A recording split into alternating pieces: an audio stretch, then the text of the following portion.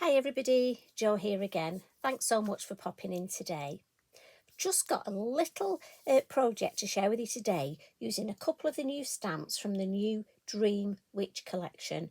Now, when you see the wealth of inspiration from the design team using this collection, and there are so many stamps. We've got beautiful witches, and they are beautiful sorceresses, really. I mean, and we've got some lovely cats, and we've got these hanging bats. I've got to say, I just couldn't put these down.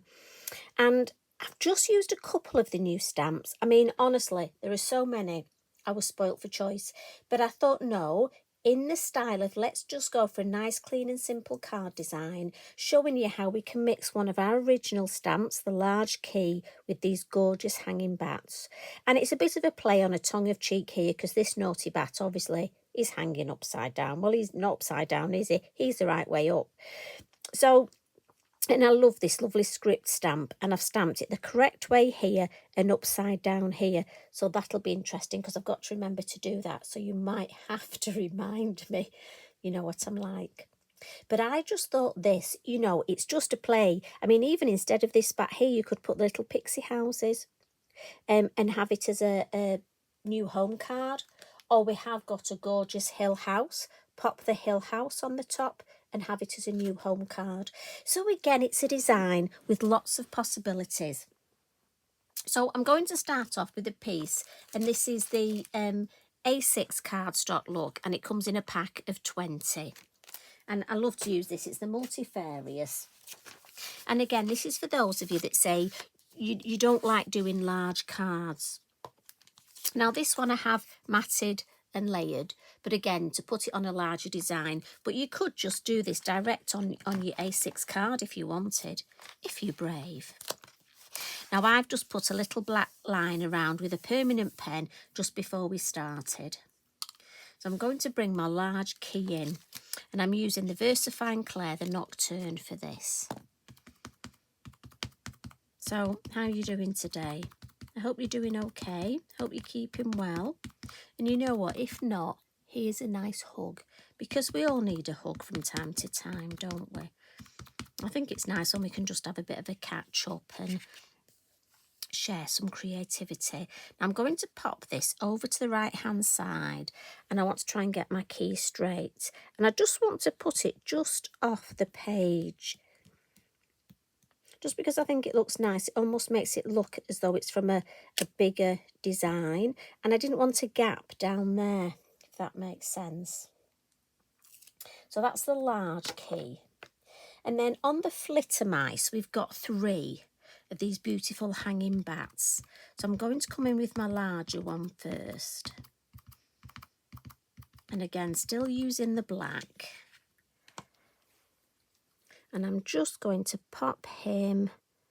See if I can just pop his little feet hanging. Oh yes, we've just got him in there. So I'm going to carefully take him off, and then come in with the next size, the medium. And again, sticking with my Nocturne. Now I must admit, I don't know what sort of bats these are. The only ones I know are fruit bats and pipistrelle bats, so I may have to do a bit of homework and look up what different types of bats there are. And just before you start telling me about Dracula and, those sorts of...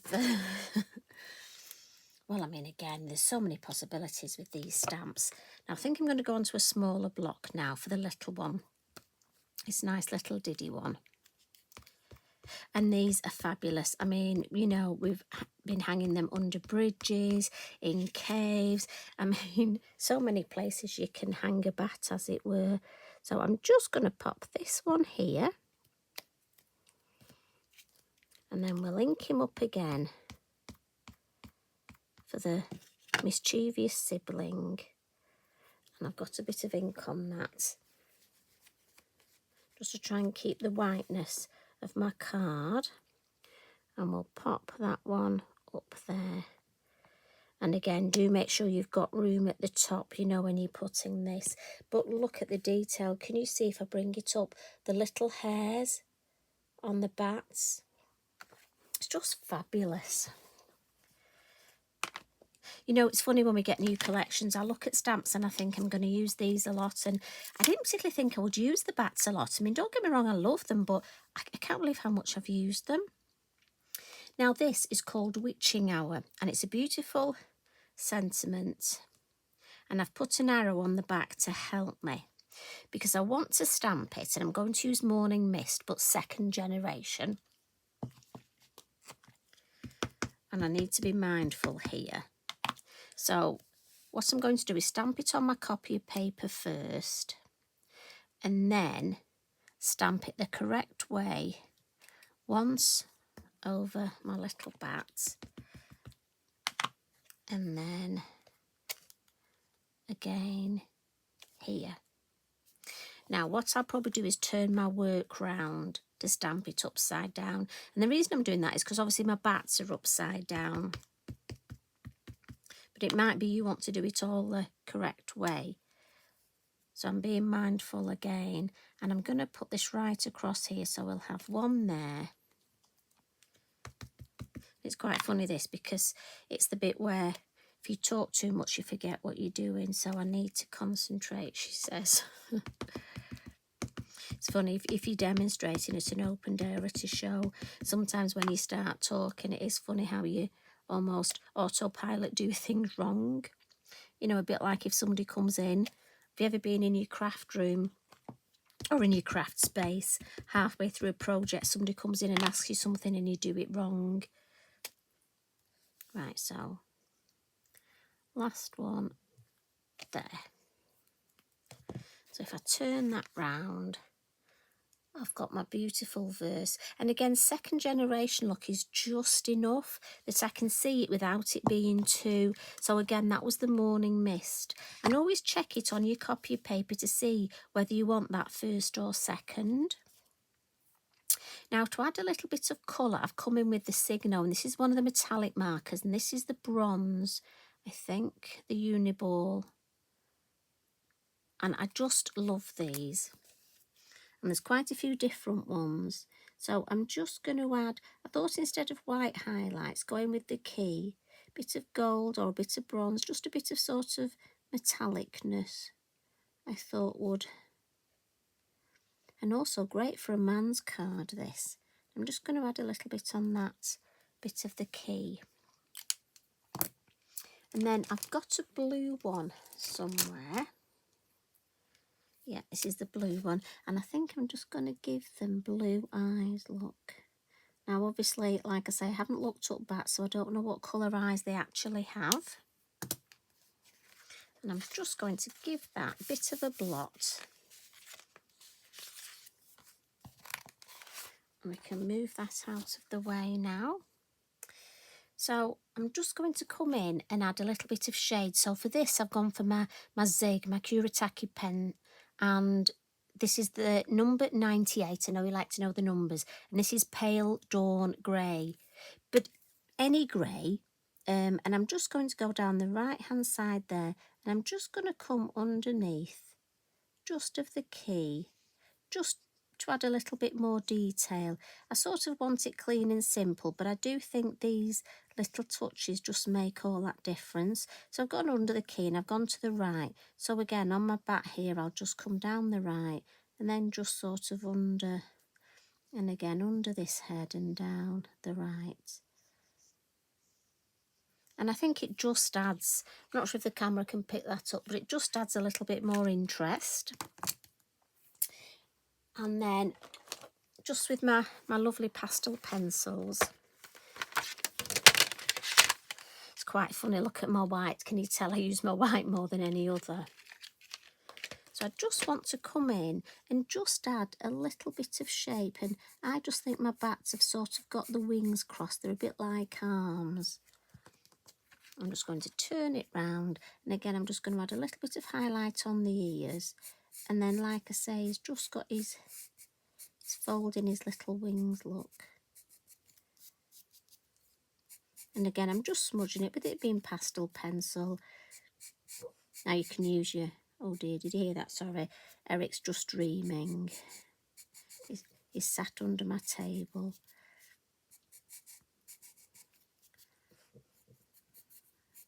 So just add that little bit of detail. And again, as I say, you can use gel pen if you want. And then finally, I want to add some splat. Now, I could add white, I could add my bright yellow, but I'm thinking of going gold to match the sort of bronzy gold tones in my key. So just your Posca pen, and then one of your brushes, and I just want it around my design. And then just in this space here, just to take a little bit of the whiteness off. Not too much, don't want to overcook it. And then one of my lovely sentiment stickers. Now, when I was looking here, honestly, there are so many I could use. I wondered about put your feet up. I thought I'd be putting the feet up. And then I saw rest and relaxation. I really wanted one that said, there's always one. So maybe for the next lot, Tracy, we could do with a sentiment sticker that says, there's always one. And I'm thinking this. I'm just going to pop that there. And I think, do you know what? This would actually make a really good retirement card for a friend, a male friend, you know, if you weren't sure what to do, especially if he's got a really good sense of humour. But I mean, anybody who loves Halloween, who loves all things, I mean, I just love bats anyway. It's quite funny, the boys have just bought Eric a little toy bat, and his wings sort of make quite a crackling sound. It is a dog toy, by the way, obviously, you know, just so you know. So there's our little one that we've made, and there's the one that's all matted and layered. So as I say, I think you could do a lot with this design, and I'm hoping it's just given you a little bit of inspiration. And you know what? Set those crafty juices flowing, because I think there's a lot of places you could hang your bats. Think of all those stamps we've got where you could. Oh, I mean, honestly, they're lovely, fabulous. Anyway. Thanks for popping in today. As always, lovely to spend time with you. And if you do this design or one similar, or it gives you an idea for a design, please tag me in. I love to see what you're creating. And remember, we just help and inspire each other. And that's what's lovely about this Lavinia family. So you take care. I'll pop back again soon. Love and hugs from me. Bye for now.